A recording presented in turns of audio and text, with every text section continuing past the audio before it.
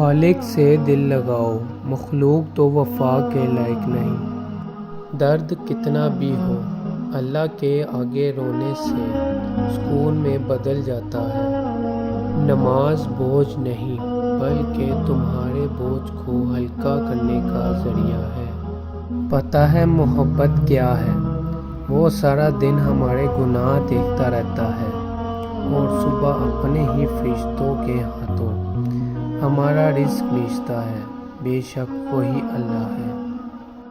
گناہ کے دوران موت نہ آنا اور گناہ کے بعد توبہ کی مہلت ملنا اللہ پاک کا بڑا احسان ہے۔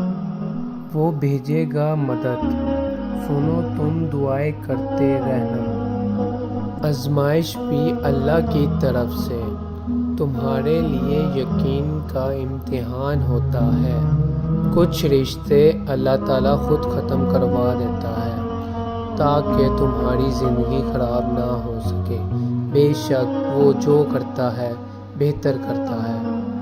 ہر چیز اپنے وقت پر اچھی لگتی ہے۔ نیکی کمانے کا وقت جوانی ہے۔ افسوسناک بات ہے کہ ہم نیکی اس وقت کرتے ہیں جب برائی کے قابل نہیں رہتے۔ سورہ نوح ہمیں یہ بتاتی ہے کہ اللہ کی محبت کے بغیر تم زندہ نہیں رہ سکتے۔ اللہ کا حکم سنو، اللہ سے ہدایت مانگو۔ اگر تم اللہ کی نافرمانی کرو گے تو اس کا عذاب سخت ہوگا۔ تہجد بہت خوبصورت عادت ہے۔ جہاں کچھ ملے نہ ملے لیکن رب ضرور مل جاتا ہے۔ ایک سکون ہے، جب عادت ہو جائے بنا پڑھے سکون نہیں ملتا۔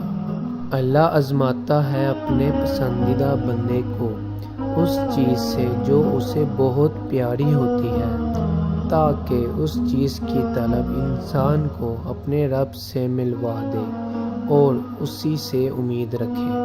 کسی کی بیٹی کو جب اپنے گھر لے آئیں تو یاد رکھیں کہ شادی کر کے ہی لائے ہیں، خرید کے نہیں کہ جیسا مرضی سلوک کیا جائے۔ وہ آپ کے اچھے سلوک اور عزت کی حقدار ہوتی ہے۔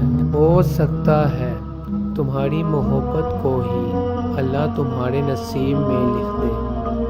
اللہ سے مانگو، پھر مانگو، مانگتے رہو، وہ دے گا، وہی دے گا کیونکہ وہی دے سکتا ہے۔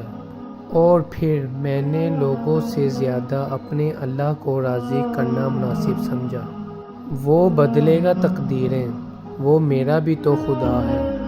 ختم نبوت زندہ باد۔ محمد صلی اللہ علیہ وسلم۔ I love Muhammad, peace be upon him.